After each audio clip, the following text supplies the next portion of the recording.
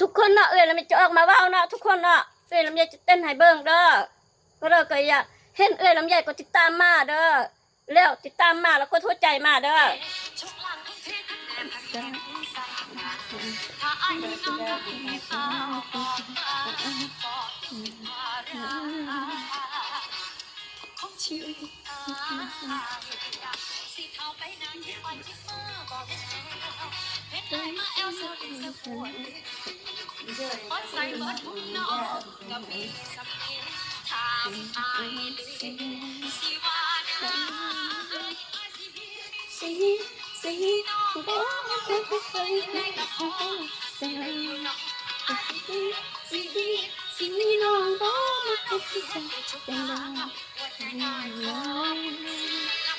ทุกคนเนาะกินข้าวอะไรอย่าลืมกินซามักนาวเด้อ